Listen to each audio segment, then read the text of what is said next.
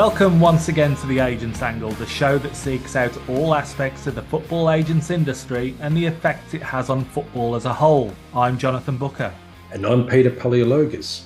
On this episode of The Agents Angle, we'll be looking at the suspension of a football agent by a National Football Association following a dispute with the player and reported breaches of agent regulations. In addition to that, we will also look at the steps reportedly taken by a German club in regards to avoiding the representation of young players by agents. All that to come on this episode of The Agents Angle.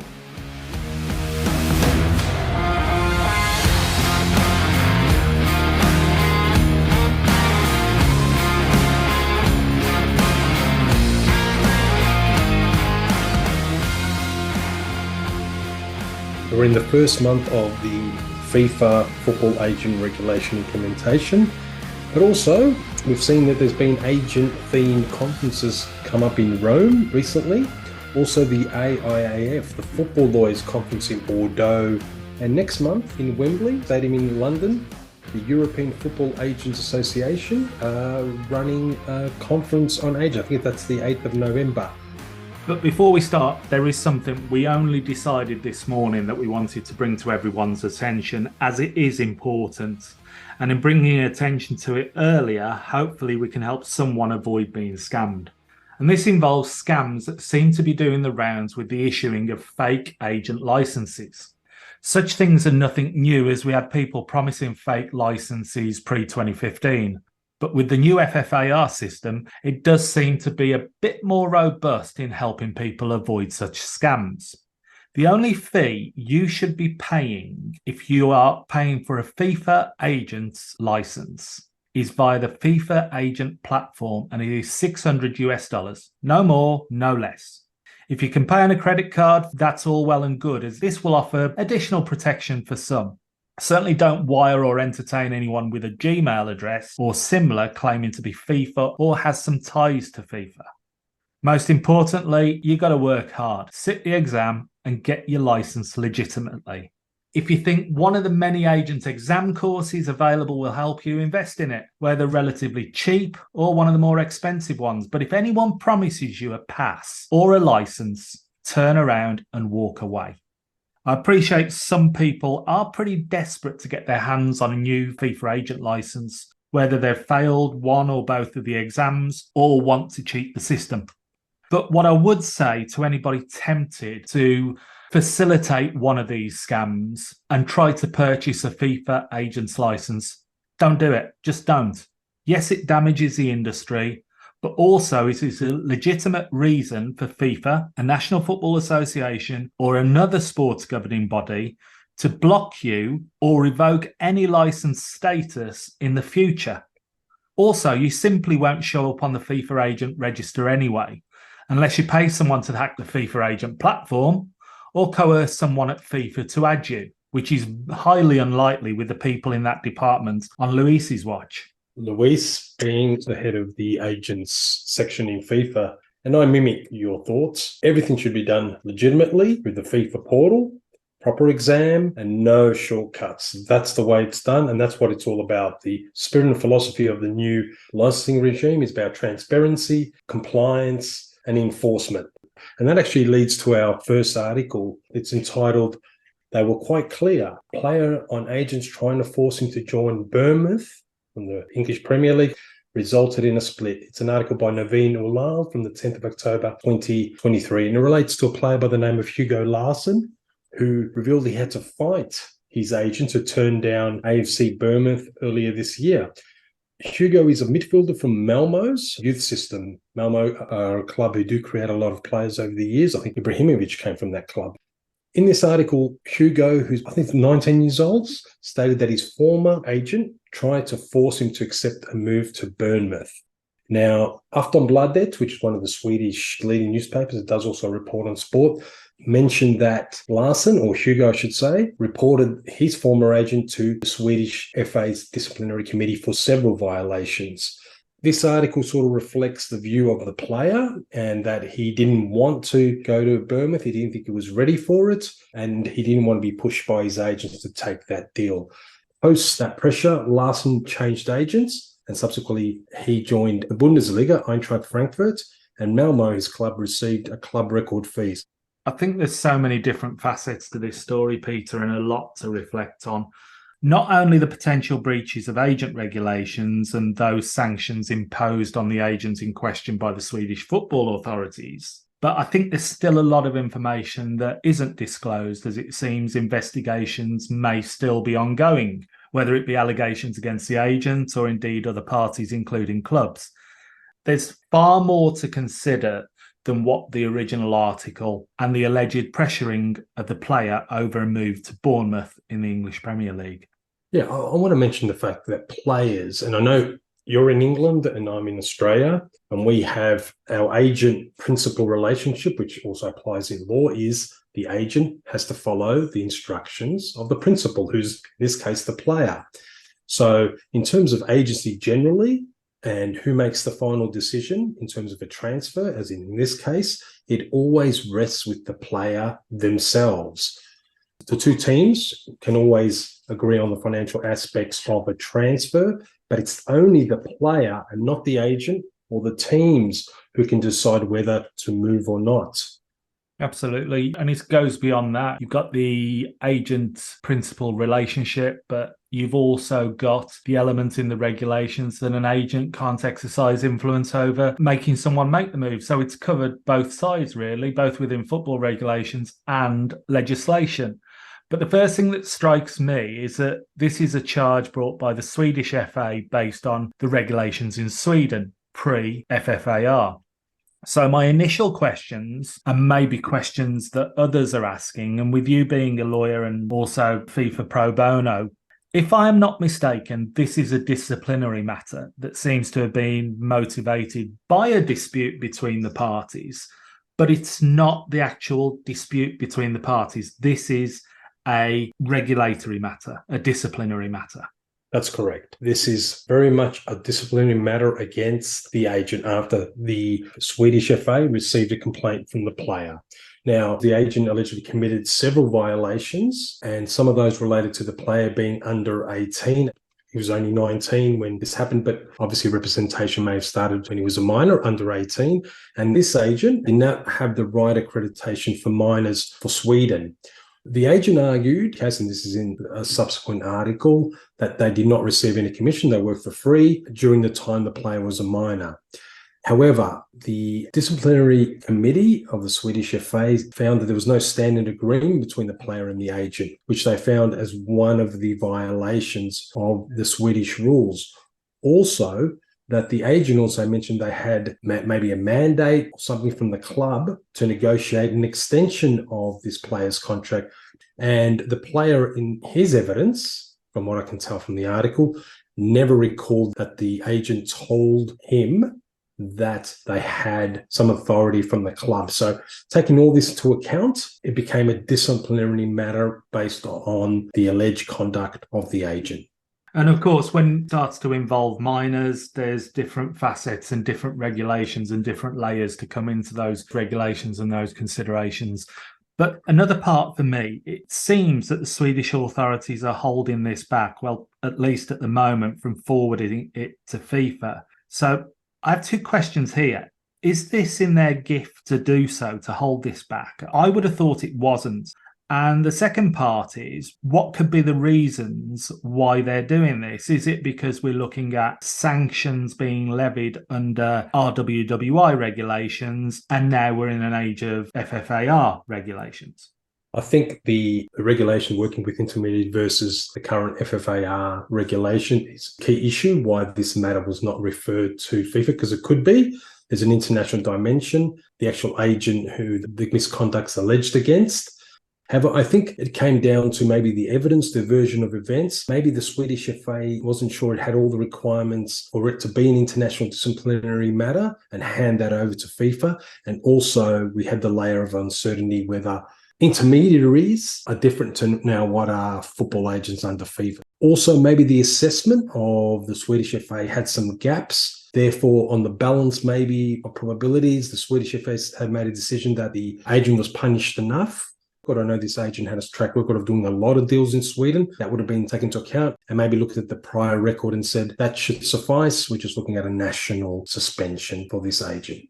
And that element of an international dimension falls for me into the same category as a link to Germany. There's so much conjecture over how it can be interpreted and how it can be applied. And this international dimension, when it comes to agent regulations, there seems to be even conjecture between experienced football legal practitioners and FIFA on how that's interpreted.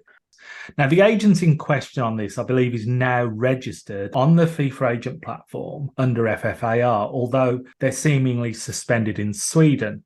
So does their suspension by the Swedish authorities not arguably impact his licensed agent status with FIFA? Or is that yet to even be reviewed? We can ask the question. If FIFA haven't heard it, if it hasn't been reported, they might not have looked at it. I would argue that the suspension is covered, if not just inferred, in the FFAR, that suspended domestically may well impact on registered licensed agent status. Well, I think this issue has not been addressed fully in the transitional provisions, because in this case, this agent is now registered or licensed on the FIFA portal. They would have to probably disclose what's going on here to FIFA. I think it's a case-by-case basis, and FIFA can ultimately make the decision whether to amplify that through internationally. What I would say, this seems a pretty stern sanction by the Swedish FA when compared, in my experience, to other national associations. Because the player was a minor at the time, and also I think I mentioned there was no paperwork, no rep agreement. Those two things were probably seen quite serious by the Swedish FA in order to give the 18 months. Now, it isn't our place to judge whether 18 months is befitting of the offences, but in my experience, the agent would have got a fraction of that in other prominent European territories for the offences that are being said here, possibly even 2 to 3 months and the equivalent of a £500 fine. But this agent's got 18 months suspension by the Swedish FA. So now that we have addressed the more regulatory and disciplinary matters, I think some in the industry may see this as a naive move by the player to report it, whilst others, dare I say, may see it as brave. We don't know when it was reported either, before or after the underlying dispute was resolved. We know how reporting matters can damage reputations and relationships in such a small, dare I say, incestuous community, such as the football world. This is indirectly against a representative of one of the biggest families of agencies in the football world. And this could lead in the future to the player finding various doors closed, if not locked to him, later on in his career. All very well now as he is in demand, but it's not unknown for resentment and a need for revenge to be held by many in the industry for many years. So could this come back to actually haunt him? That's an interesting observation. The agent world is international, huge number of agents, huge number of leagues, clubs, players, but it's also a small world. Who's got the profile, who's doing the deals? But now in terms of your observation about the player, yes, this agent is involved with one of the biggest agents in the world, and players have to be careful. As you mentioned, word does travel fast, and a lot of the big agencies and their networks have a lot of loyalty with a lot of clubs. They work with a lot of clubs year in, year out, transfer window, a lot of planning, a lot of relationships. So players have also got to be careful not to get, I wouldn't say all agents, but a lot of powerful agents or connected agents offside. For me, based on the reports I've read, this to me seems a bit tit for tat in a dispute that has pretty much snowballed, and in my view, unnecessarily. But again, we don't know if the parties involved tried to resolve it through ADR, alternative dispute resolution, and mediation before it got to this stage. It seems a case where one party puts on the pressure, then the other party puts on the pressure in return. You call the lawyers, so I call the lawyers. I go public, so I report you. And the result for everyone is that they not only lose out in the short term, but they possibly lose out in the long term as well. Now, it really frustrates me when relationships between agent and player break down in cases like this and reach these lengths. In my experience, 9 out of 10 times, if not more, it just isn't necessary. We know from our experiences that you often have differing opinions with your client players about what is best. Sometimes a player-client needs a push. Sometimes they need holding back a little. Sometimes you weigh up the pros and cons together. And sometimes you need to reflect on your own mindset at the time. Is your mindset distorted, and or is it in the best interest of the client at the time? But at the end of the day, the decision is that of any player, especially on such important things as a move or a transfer. Forcing a player client to do something against their will often damages everyone to varying degrees and in different ways. Wrong move, wrong time, wrong motivators can ruin a career, which affects the agent, the player, and the club. Just one interesting thing off the back of the original Bournemouth article that brought our attention to this is that there's another article relating to the same player and the Premier League back in 2022 when he was just 17 and was training with Chelsea with a view to a possible move, but he chose to stay at his original club. So it sounds to me that even at 17, we've got a very thoughtful player here, not chasing the money or the profile, but has a plan in mind. And maybe he just doesn't see English football as part of that plan.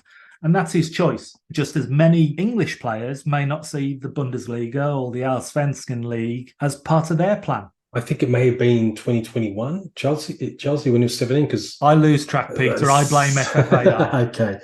There's a tradition there that Scandinavian and not just Scandinavian players go for the German Bundesliga route, and that route is very successful in terms of transition to the EPL, and that's the transfer market, that people strategize, agents strategize in terms of the transfer market, and they see, let's go to Germany first, Bundesliga, do very well in a very tough league, very tactical and technical league, and that's the pathway or the transition into the EPL, instead of being part of an EPL squad initially when you're maybe not getting some game time. So that's what agents are thinking. That's what players are thinking. And in this case, Hugo probably thought at that as well, and that may be the end game, and that he wasn't ready at 17. We have largely had to rely on various media outlets in regards to this story. And even then, we appreciate not all the facts will be available to us, as in the case for many in the industry and those observing the manic world of football, not least the agents. One of the media outlets we rely on quite a lot as a resource for source material, as well as validating stories from elsewhere, is The Athletic. And one of the most reliable journalists for in-depth investigative journalism on matters relating to football, beyond transfers and speculation, is Matt Slater, which leads us quite neatly to our guest on this episode of The Agent's Angle.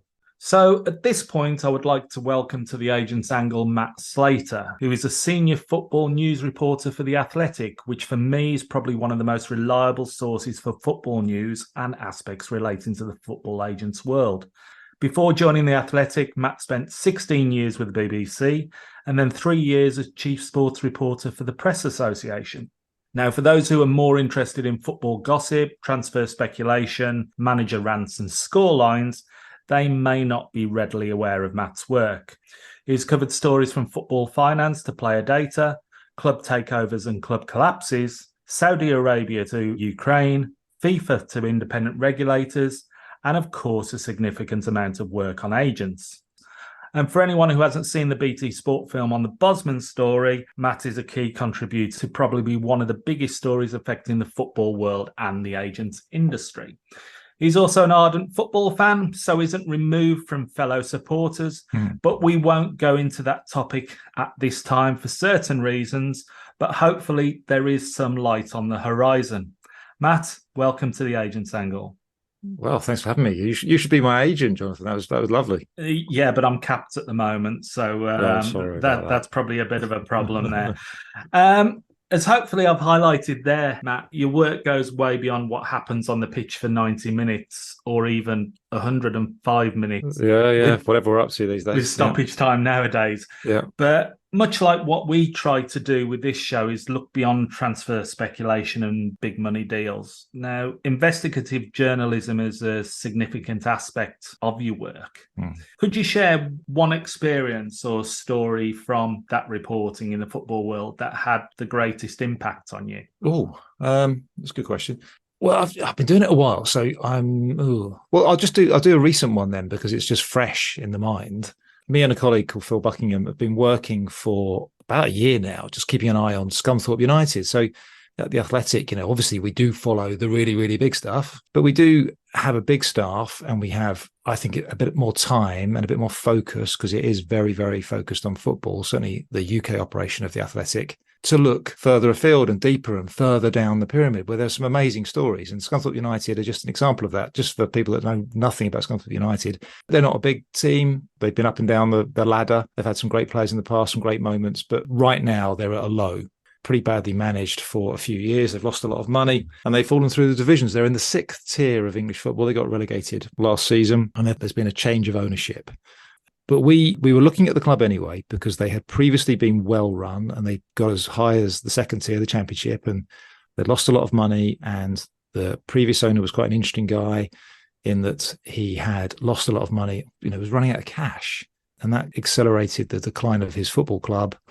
And it was all just a bit of a car crash. And long story short, it led him, I think, to make a very bad decision. He basically, in our view, sold to a guy who should be nowhere near football clubs, a convicted fraudster, which he had not disclosed, guy that had used 4 different aliases during his career, no obvious evidence of his finances, a string of failed companies or companies that had never posted any results, never posted any accounts.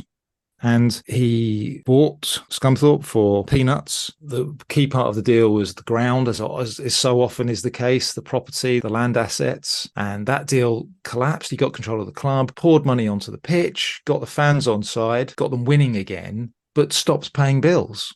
And it all unraveled. And a large part of Scunthorpe's fan base, who had basically been taken in by him, seasons and seasons of losing and having this very unpleasant relationship with the previous owner, this guy, if nothing else, made them win. And that was enough for many fans. What we were trying to point out to them was that this is a classic out of frying pan into fire situation. And if you are not careful, this new owner is going to kill your club. The last guy has seriously endangered your club and made you very fragile and vulnerable. But this guy is bad news and will, drive you over the cliff. And I genuinely believe that's what was going to happen. I think it's what we've stopped as well. So the end of the story is basically that we reported what we reported. He admitted it. His relationship then with the fan base just exploded in lots of different ways. He didn't react very well, and he's sold the club. He sold the club quickly, and there are various investigations going on right now into his conduct over the last few months. But that club, I believe, now have the chance they should have had 8-9 months ago. And I think that club has a future now. It's going to be difficult, but they have a future. That's an example of a piece that I think made an impact, and fingers crossed. I think that highlights the importance of, shall we say, owners and directors tests and tests of good character, and making sure the right people are involved in the game. Now, some agents, whether founded or unfounded, fall under that categorization as well, and we have the test of good character within certain regulations. But also there's some common misconceptions about football agents and the normal stereotype, shall I say. In your reporting, when you report in relation to football agents, how do you address those stereotypes and those misconceptions? Well, that's a good point. I should probably add that obviously the guy in question denies many of the things that we've put to him. We shall see. And as I say, there are some investigations ongoing. Your question about agents is bang on. There are a lot of ideas and preconceived ideas about agents. I don't mean to upset you two, but when you think about sort of unpopular groups in football, it's you lot and it's us lot, journalists, agents, referees, that sort of thing. We're the bad guys. And it's funny, whenever I've written or any of my colleagues have written about agents, particularly if it's sort of a kind of governance, a regulatory change, the world's smallest violin springs to mind. There is very little sympathy for you guys. And there is this idea that you are all coining it in and you're taking money out of the game. That comes up again and again and again from administrators, and from clubs and owners, investors, and fans. There's this idea that, there's this amount of money, a finite amount of money, and you are taking it out and you haven't earned it. And there's what value are you adding? So that's the most fundamental thing to address. What value do agents serve? How do we make the case for agents? I think that's the interesting thing. Sometimes you, I'm being like you lot, do you help yourselves? The few times where agents really become the story, does that agent then try and sort of think kind of holistically, look, all right, there's the specifics of this story, but, come on, generally speaking, agents do this. This is why we're here. That doesn't really happen. So like no one speaks for you guys, which I think is interesting. So that you have a kind of reputation problem. And I think, okay, let's take it right back to sort of basics. Who are the stars of the show, right? Who are the genuine stars of the show? Who gets us excited? Right, players, do we agree? Right, players. What do we want our players to do? What do we really want them to focus on? Like being good at football, right? We all agree that, right? Absolutely. So we all agree that they're the stars of the show and they should be properly rewarded. And we all agree that we want them to concentrate on being great footballers. So is there not like an obvious need maybe for someone to help them, for someone to advise them, that there is perhaps a time for a third party, for some sort of independent advice in your career, right? And I think then most people would go, yeah. Most rational, reasonable people can sort of say that we definitely think that footballers are the stars and they should be paid the most or, receive a great big chunk of the wealth that's out there. We can see the need for sort of independent, impartial advice. We're definitely kind of aware of the idea that people could be exploited and people have been exploited in the past. So it's almost like the case for agents is there. It's there. It's always there, but just no one ever voices it because I go the excesses of your industry. So I suppose that's, if I do anything, if me and I think my colleagues do anything, it is at least to frame any story about agents, at least within a fair context that, no, they do add value. Good agents do look after their clients. Good agents do make sure that players aren't exploited and are properly remunerated for being stars, and also advise them and handle bits of their lives so that they can concentrate on being footballers. And if we all agree that those are the starting points, then there is a place for agents, right? So then we can have a more adult conversation about the role of agents, the scope of your power, the scope of your, how much you should earn. But at least we agree that there is a place for agents in the ecosystem and that there are good agents and bad agents, and we want more good agents than bad agents, right? So if we all agree on those things, then that's kind of how I approach it. Matt, recently I've noticed a trend where a lot of agents are working with journalists or are close to journalists in order to get some stories out. What information do sports journalists want from agents? Is it exclusive news, a well-sourced background or backstory on a player, quotes, an insider view, or interviews? Wow. What would be the narrative they want from an agent to put into a story? Well, I can't speak for every journalist, but the relationship between journalists and agents is as old as the hills. So that's not new at all. I think the new bit is really just the excitement, the amount of interest in transfers. Let's be honest. It drives my industry. It drives the entire industry. It's got to the point now where I've sort of joked, I've written pieces where winning the transfer window, doing well at transfers appears to be as important as doing well at the football matches and as actually winning things. So what most of my industry wants is they want transfer news. They just want tips. They want, who's your player? Where's your player going? Who's happy? Who's not? How much? They want transfer gossip. And obviously, ideally, they don't want gossip. They want transfer facts. So that is, I think, the number one.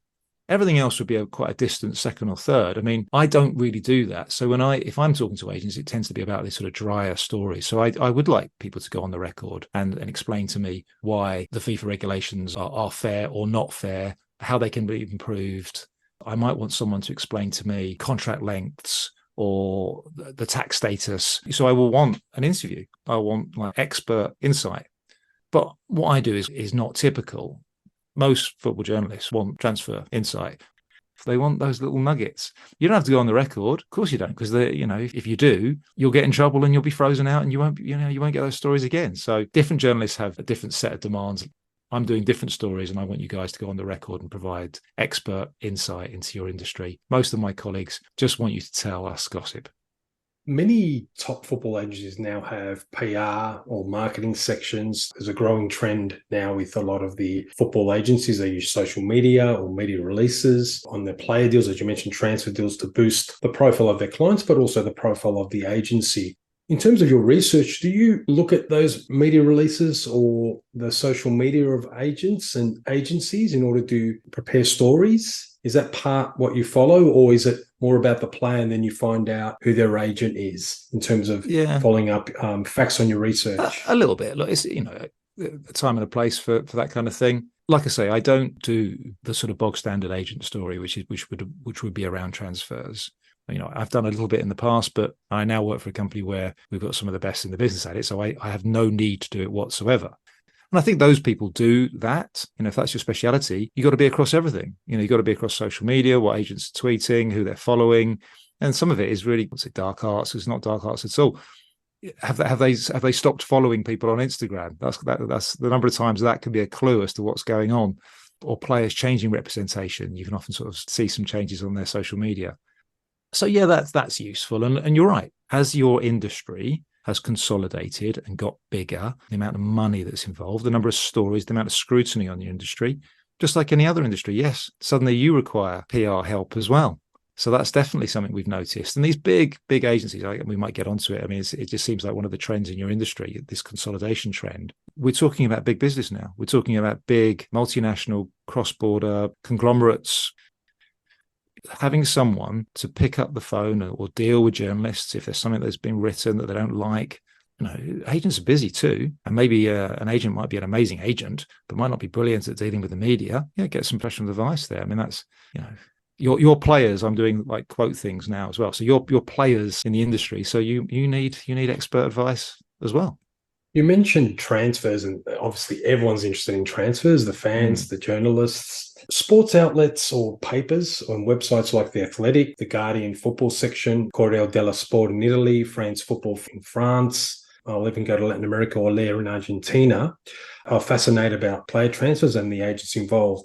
Do you think through this focus, especially as we've seen a lot of mega deals, has football media created the concept of super agents in terms of the profile they're featured with, who's doing the big deals? And now those super agents have become a name or a brand as much as some players themselves. Well, maybe there's sort of a kind of a big chicken and egg debate there, isn't it? Whether it was us that dubbed it, or and then it became that way. You know, we sort of kind of picked out a few kind of big names in your industry, and that helped them get even bigger. Or it was just us belatedly realizing, no, there are some significant players in your game. But yeah, the super agent tag was just a recognition that no, the industry changed, and there are these super powerful people who are gatekeepers, who have a sort of stable of really important clients. Just on the first bit of your question, certainly in the last 10, 15 years, transfers are just massive. I cannot stress to you, anyone that works, certainly if you're behind a paywall or if you work online, which is pretty much everyone these days. So you have good data as to who's reading, when they read, what they share. It's transfers. If you could describe, Matt, the football agents world and industry in one word right now, what would it be and why? It's one of our seminal questions we ask a lot of our guests. Okay. But grey. One word. Grey. Grey, as in vague? And I'm going with grey just because it's a very broad range of activities that you guys do. There's so much going on. There's good bits, there's bad bits. And it is, you are in the margins. You are in the shadows. People very rarely come out. Maybe that's just the way it should be. Maybe that's the way it's designed to be. Maybe, we don't want to hear from you. We shouldn't hear from you. Your job is to be in the background. Your job is to be consiglieres to players and to sort of be fixers. And you are brokers, right? So you're not the main men.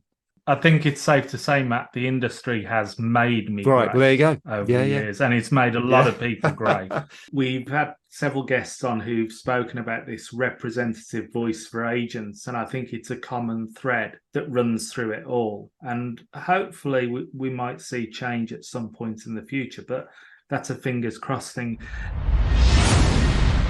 And on that note, we will take a quick break from the interview with Matt and return to it in a few minutes.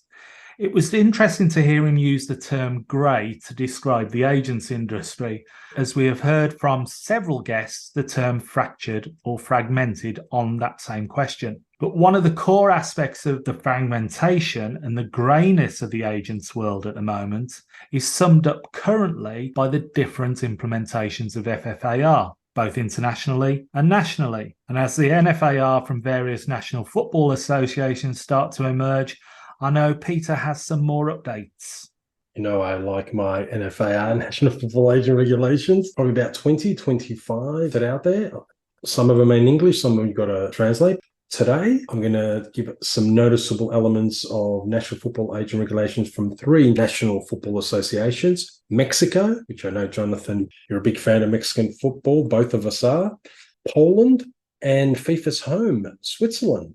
I'll start off with Mexico, and they pretty much implement what FIFA has recommended, or in terms of the FIFA model for national football age and regulations, including the cap, the way the agreement should be drafted, including the obligations. But some interesting features of the Mexican national football age and regulations are the way they describe agency, as the agency as in plural, an agency of agents, and an agency can be a law firm with licensed agents.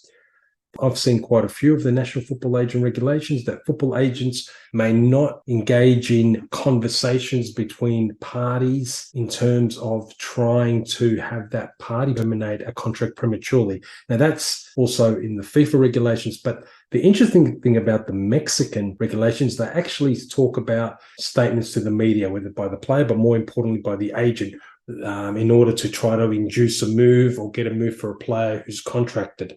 That's specifically stipulated in the Mexican regulations.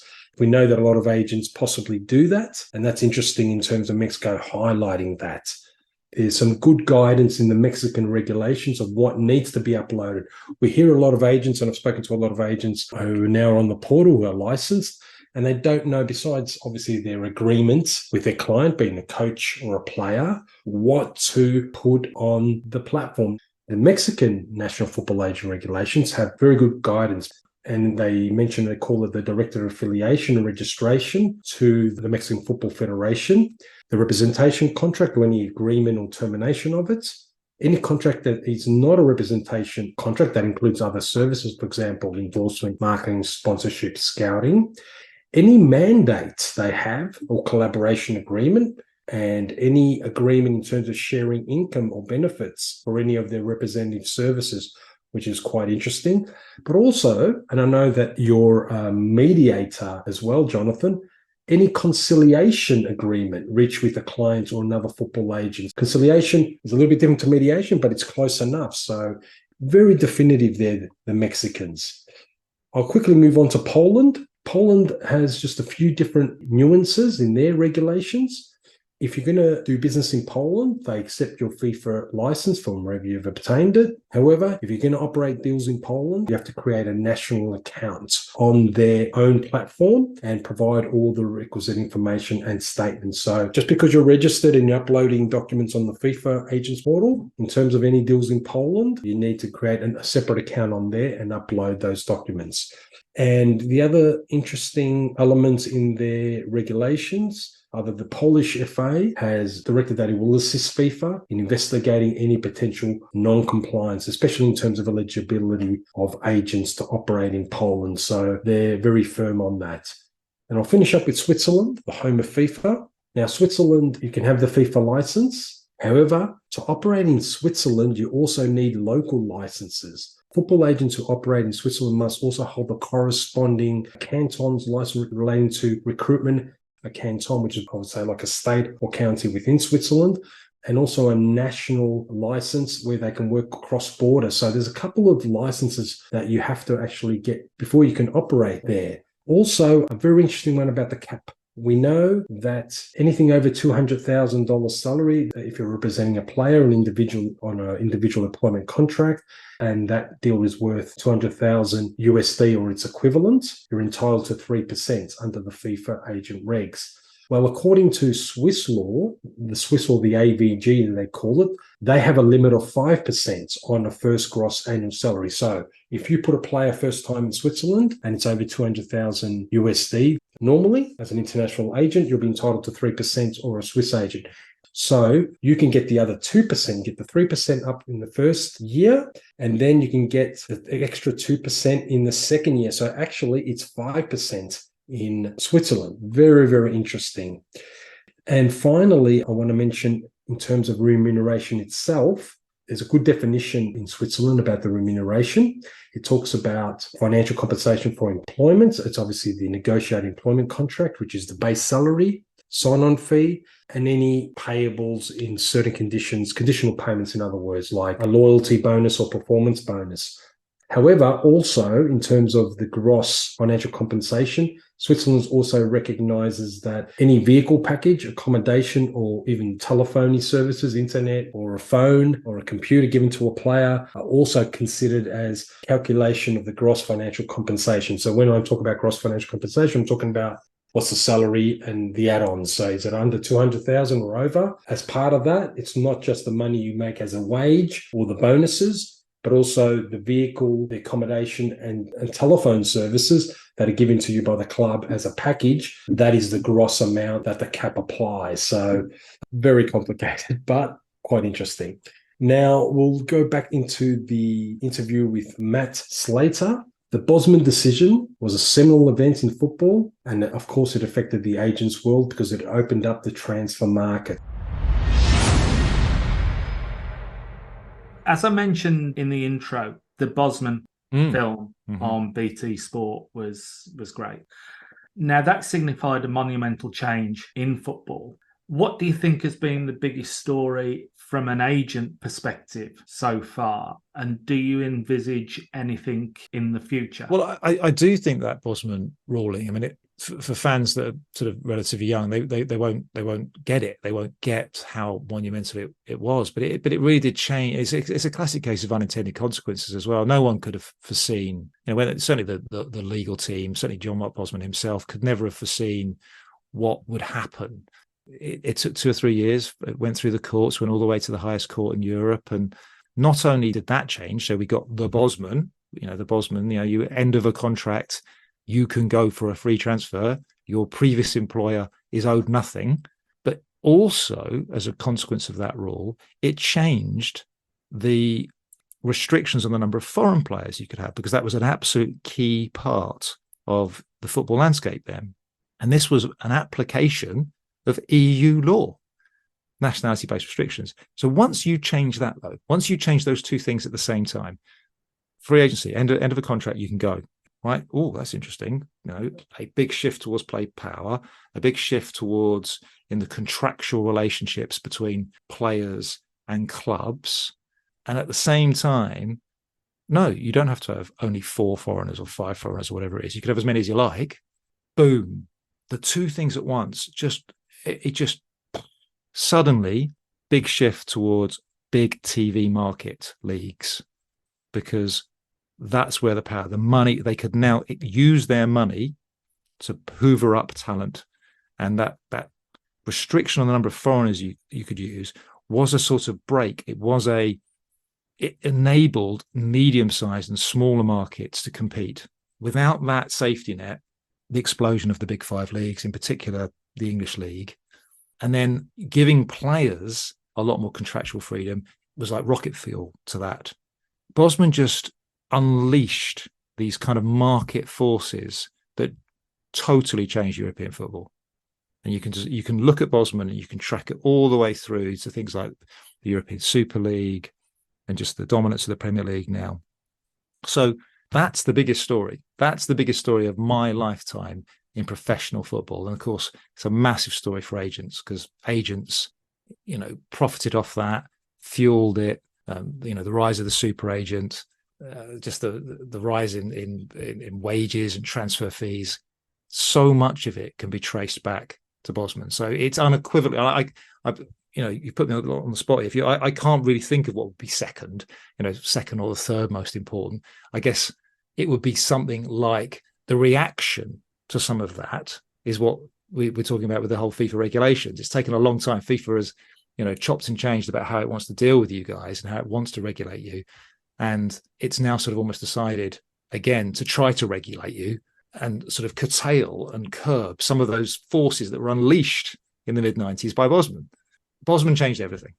You've mentioned it there. We're trying to limit our exposure and how much we discuss FFAR. Okay, sorry. And no. However much we try to get away from it, Matt, we just can't. We've tried for weeks to get away. But in your opinion, from those you've spoken to, how effective do you think, as it stands, the current reforms on FFAR will be? I just don't know. What do you guys think? I don't know.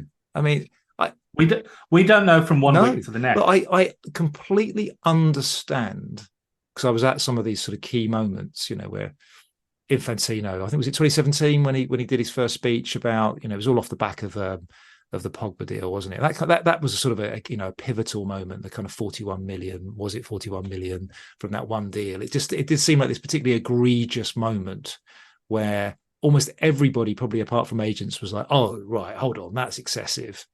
And then Infantino, when he came in, it was, I think it was 2017. It was one of his earlier congresses. I don't think it was 2016 because it was his first one. Right, that's it. I am going to do something about this. It was only 2 years really after FIFA had given up trying to do something about it. It was like, oh, we're not going to bother regulating agents because it's just too complicated. So away you go. FIFA within 2 years was now sort of saying, oh, no, we do actually need to regulate agents. Now, that was 6 years ago. And you all know better than me whether there has been a proper consultation. It looks like there's been a consultation, certainly the appearance of a consultation, because there has been redrafts and there have been conferences. I've been writing about these regulations for a while. So again, there is the appearance of consultation. I know some of the people in your industry feel very strongly that that's all it was, the appearance of consultation. Are they going to work? Well, it depends.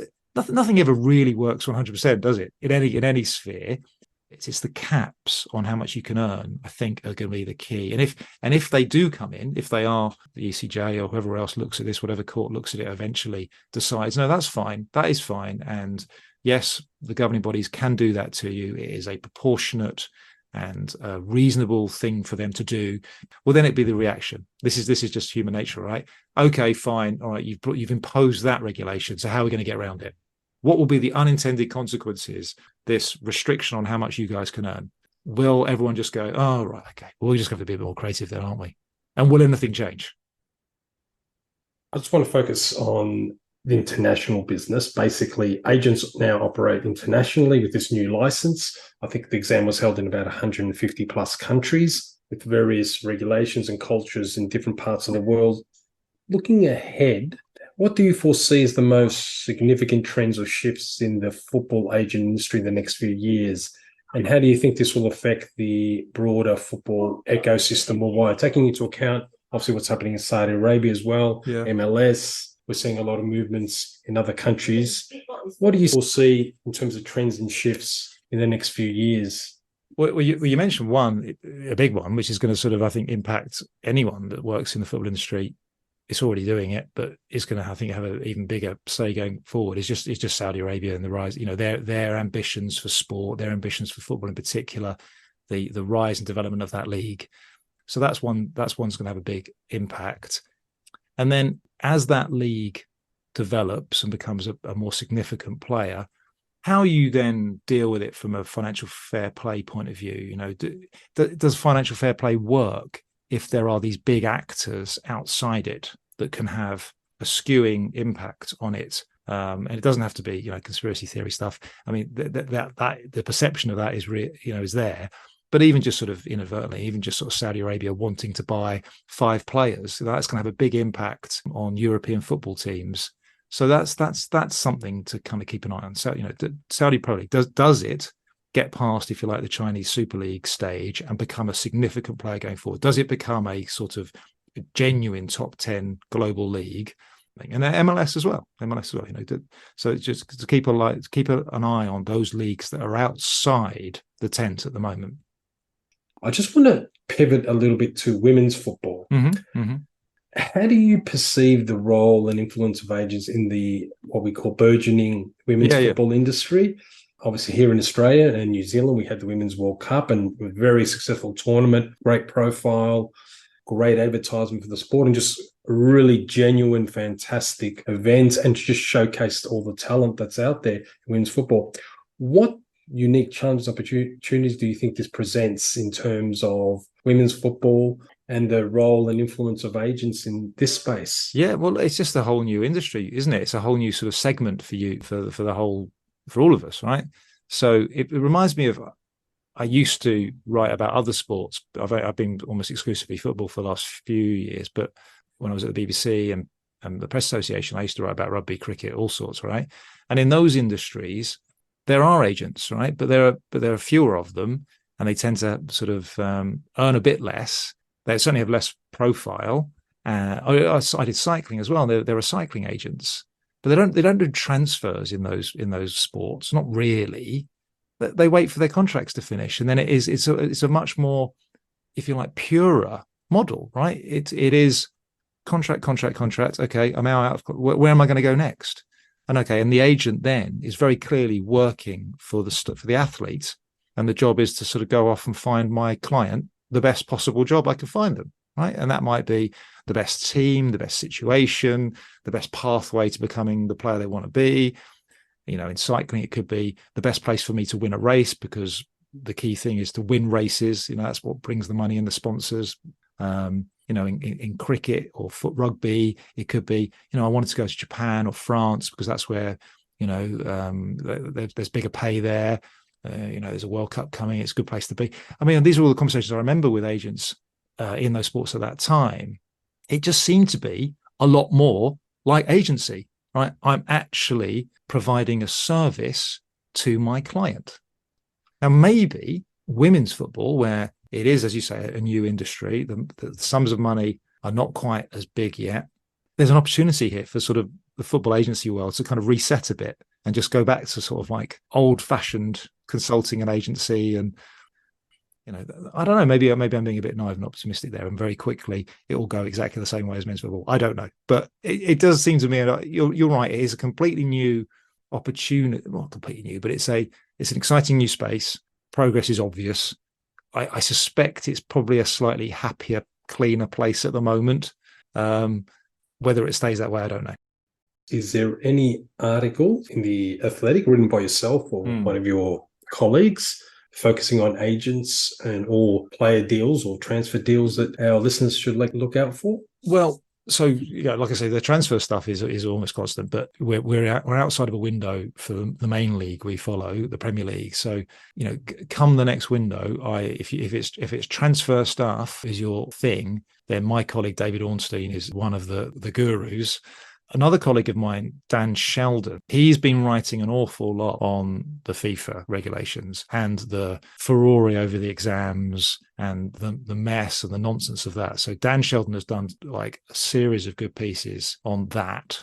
And of course, when you've finished listening to the Agents Angle podcast, you've also got the Athletic podcast. No, we've got a few. Yeah. So there's one in the morning that's sort of bite-sized, which is pretty good, doing quite well. And there's a sort of a longer one that they do, I think, 3 or 4 times a week. Brilliant. Just to finish, Matt, and I don't know whether you want to answer this question as with your journalist hat on or with your football fans hat on, maybe both. If you had one wish relating to the football agents industry, what would it be? Well, I'll try a bit of both then. So I suppose from a journalist point of view, it would be more transparency and a sort of kind of an improvement in standards. But I'd say that about my own industry. I'd say that about directors of football or managers or owners, right? I think the industry in general has we've allowed it to tolerate bad practice for way too long. It's just not been as good and as professional as it should be. And some of that is because there hadn't been the scrutiny on it before, hadn't been the money, hadn't been as important, it hadn't been considered as important as business or politics. And of course, it's not. It's the old gag, it's the old joke. It's the most important of the least important things. Now that's what I would like. But I'm not I don't want to sound like I'm sort of picking on agents. That's a more sort of general point about the type of work that we should expect from the people that work in the sports industry should just be better. And you make things better by sharing best practice and being accountable and transparent. So that would be sort of a very sort of general point. And I think from a fan, this might annoy some of your listeners. I think there is a sort of sense, and it must come from somewhere. I don't think it's just a sort of cliche or like some sort of conspiracy against agents. There is this sense that some agents have been greedy and aren't providing much of a service and are taking money out of the game. Now, I know that's sort of a bit of a nebulous concept, and aren't agents, are football journalists taking money out of the game? Well, yeah, maybe, maybe we all are, right? But it's the sort of disproportionate element to it. And what's the value that you bring? Yes, an agent doing a good job for a young player, keeping them out of that bad experience or successfully getting them out of that failing team or that manager that didn't recognize them or was misusing them and getting them on the right path again. There are lots of examples where an agent can genuinely add value for their client, but for the bigger picture, right? For if we want to watch good football, fair football, an agent has a role. It's just, I think there has been, I suppose it's because of my privileged position as a journalist, I'm just aware of some stories where I'm just like, Jesus, an agent earned how much? And they did what? Sorry. I don't want to, there's one that crossed my desk about a month or so ago where it just sort of summed up the worst of your industry for me. It was an agent who was angry and he's actually, I can't sort of reveal too many details because I think it's a live case, that he had provided some advice to a club chairman about a player. And the club chairman, and it was a series of WhatsApp messages, had gone, yeah, all right, okay, thanks. I'll mention that to our director of football. And it read to me as a neutral that this chairman was being polite, was not fobbing this guy off, was just being polite, and probably knew, oh, yeah, of course I'll tell our data, our director of football, our scouts about this player. Of course they know this player. Anyone that watches matches today know this player's good. And then, 2-3 months later, said club moves for said player. And the agent is up in arms going, well, hold on a minute. I played a role in that transfer. And you're like, well, okay, that's one reading of those WhatsApp messages. But another reading is that guy was just being polite. And this guy wants some ludicrous amount of money. I was thinking, you've done less work on this transfer than I do on a typical story. And you want a 6-figure sum. This is nonsense. And you're not helping your industry. So I think in that case, if that's the case, there'd be a lot of scouts putting forward a hell of a lot of claims going back many years. Yeah, well, so look, I picked again, a sort of bad cases don't make good law. It's just one that's crossed my desk, and again, I shouldn't tar you all with the same brush to court because I wouldn't want people to tar me with I read some nonsense in the Mail or the Sun the other day. You're all rubbish. You all make stuff up. And it's like, well. More often than not, sometimes we're told something that we then didn't check out and we ran with it because we were pressure for time, or maybe we shouldn't have run that one because it wasn't a great piece of info. That's what it is 99 times out of 100. And in your line of work, one agent trying their luck on a deal they had very little to do is not fair and indicative of what the work most of you do. So I don't know. I think if we could all just be a bit more reasonable about the demands we make and the amount of money we should earn and the value that we add, I think if we were more realistic, it'd be a better place. Well, Matt, thank you so much for your time. Thank you for your insights. Thank you for a fresh perspective on the agent side of the industry and football as a whole. And hopefully we'll catch up in the not too distant future. Yeah, lovely talking to you. And you, Matt. Take care. That was an excellent insight and perspective from Matt. And it just shows that agents must work with the media and ensure that they promote their clients effectively. I think we could have chatted to Matt for hours on various aspects. Like, that's a very short snippet. And a lot of people use the frame a student of the game when they're referring to the likes of coaches. But I think Matt's knowledge goes beyond the actual game on the pitch and goes into the industry, the socio-economic aspects and the cultural aspects. So what we're going to do, we're going to release the full interview later in the week. For those who want to listen on the broader aspects of the football industry, even beyond that of agents, I think there's some great insights, observations and thoughts from Matt in there that people will find interesting. Yeah, I think some listeners would want to hear the full interview. And we've had to, in terms of this podcast, had to edit back, but we're putting the full interview on as a special episode for those who are keen to listen. A key point of FFAR that we have referenced on many occasions in previous episodes of the Agents Angle is the importance of the protection of minors and vulnerable persons with regards to agent regulations. And these are some of the good and welcome facets of FFAR. But on this topic, one article that caught our attention a few weeks ago, but with the deluge of FFAR material, we've unfortunately had to put it back on a few occasions, was entitled Sanpoli to Avoid Youth Football Agents. And it's from the 24th of September 23 by Matt Ford in the DW German media outlet, excuse my pronunciation, the Deutsche Welle. And whilst this article has been covered by others in recent weeks, whether in personal posts, articles, blogs, podcasts, and via other media channels, many of those I have observed have either jumped to the headline and focused on that, and or got swept away in the ethos of San Pauli and their maverick approach. As you know, Peter, I love a maverick approach when it's based on good intentions, raising awareness, fairness, and seeking improvement.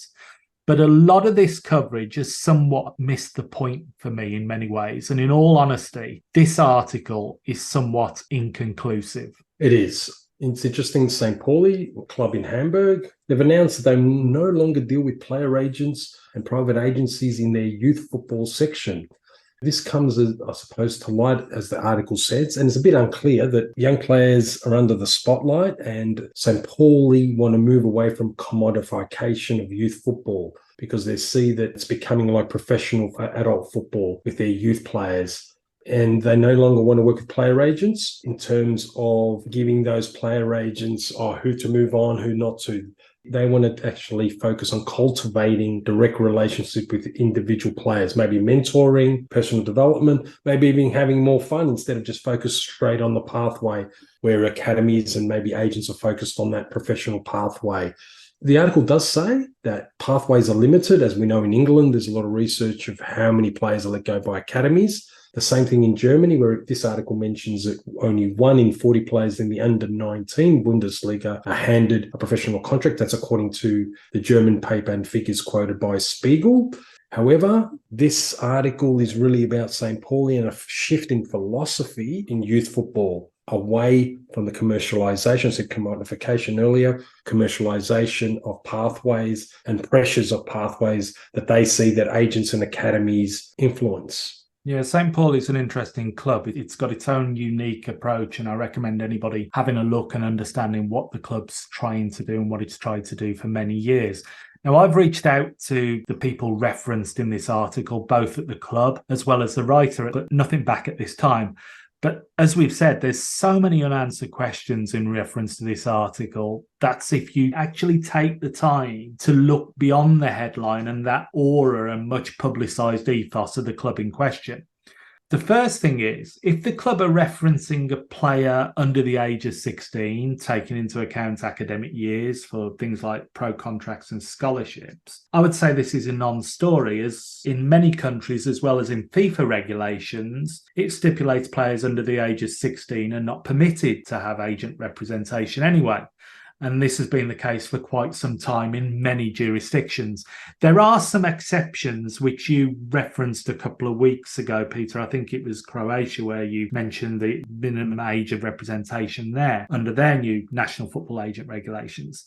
So in the case of those where it's forbidden for a player under the age of 16 to have an agent, we have to realise that some people may be asking the question, was the club breaching regulations on this before? Or really is this a non-story and a PR exercise, not necessarily by the club, but maybe in the media?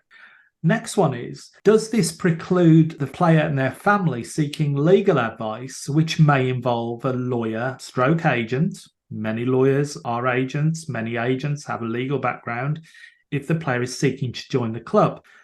Some may say that by a club not allowing youth players to have agents, a club may be doing that for the wrong reasons. In fact, potentially exploiting their position and the leverage they have as a club.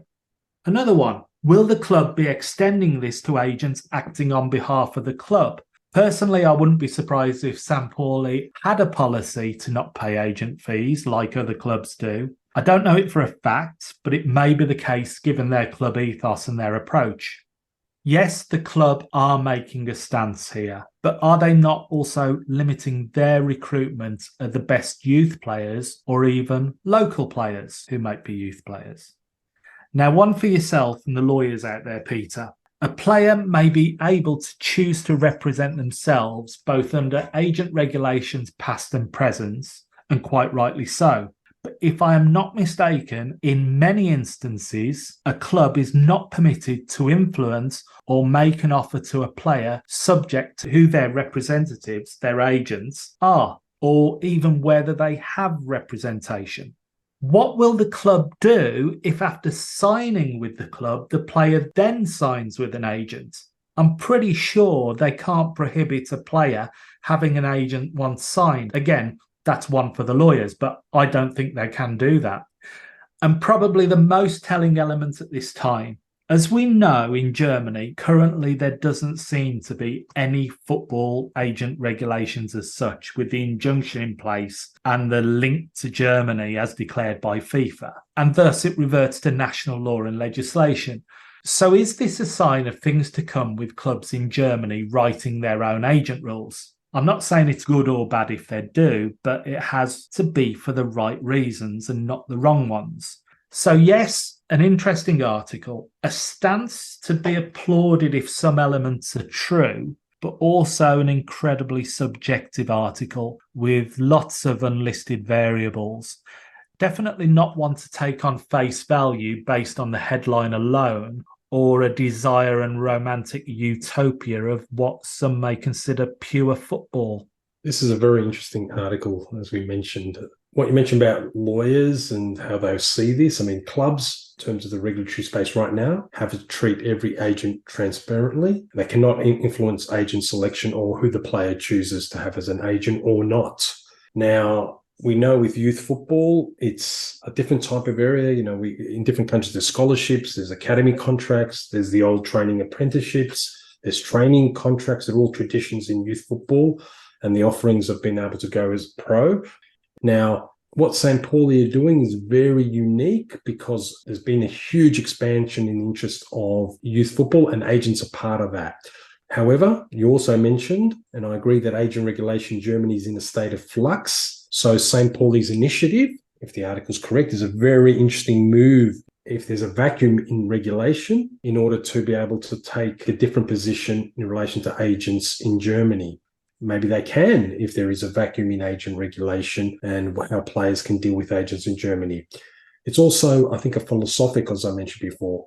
If St. Pauli want to move in this direction, the guidance has shifted to the club and not to the agent in terms of how they want to guide the players. The question is, for me, is this a reaction by St. Pauli to some isolated cases where maybe agents or private academies, as the articles mentions, may have affected a certain number of young players of theirs? Or it is a new policy employed by the club because there's a vacuum or a gap in regulations. We don't know. Maybe we'll follow up in the future, but very interesting approach by St. Pauli. I think we've seen this approach done before by other clubs and even by a national association to effectively ban agents. And in my experience, it just doesn't work. They would do better, and I've laboured for many, many years, clubs would do better in having an agent's policy and making consistent in how they work with agents and making that well known. In all these years, I've only come across, in England, probably 2 clubs who've had such a policy. And I think it's something that clubs need to look at rather than banning agents, because the bad agents will just find a way around it and it will exclude the good agents. Yeah, I mean, a lot of clubs offer hospitality to agents as guests. Other clubs don't allow agents training. There's a whole different gamut of different approaches. You're right. I would say that would be innovative if clubs have, just like they have a privacy policy, they have well-being, child safety, all these other policies, maybe a policy of how they want to deal with agents. And I don't mean a policy where you have the club agents and negotiating deals on behalf of the club. What we're talking about here is when agents want to visit the club or look at players or protocols, they should have maybe an agent policy or protocol in place of how they deal with agents in a very transparent manner, and have a sort of conduct code of what agents can do when dealing with the club and their players and their officials and their coaches. That's a very interesting point, Jonathan. And on that note, we've come to the end of this episode. Fascinating discussion with Matt Slater. Really provided some fantastic insights of what's going on and how a lot of the top journalists are seeing agents and how they link them into the transfer window. Now, if you enjoyed this episode or all of our episodes, please give us a like, follow us. Please refer your colleagues or friends to our podcast. We always aim to keep good content, updated content, and also have guests. And if anyone wants to nominate a guest or an interesting topic, please email us. And yes, we will be talking, and a lot of people have asked about the Saudi Pro League. It is on our to-do list for the podcast. That's bye from me, Jonathan. Yes, folks, thanks for listening. Keep an eye out for the extended Matt Slater interview, and we'll see you next week. Take care. Bye.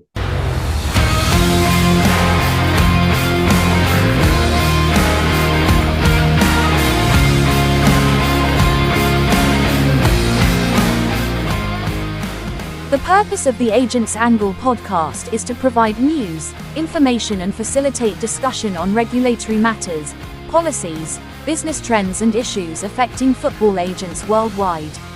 The opinions and recommendations presented in this podcast are for general information only and should never be considered legal or professional advice. Furthermore, the views expressed by guests are their own and their appearance on the program does not imply an endorsement of them or any entity they represent. Thank you for listening.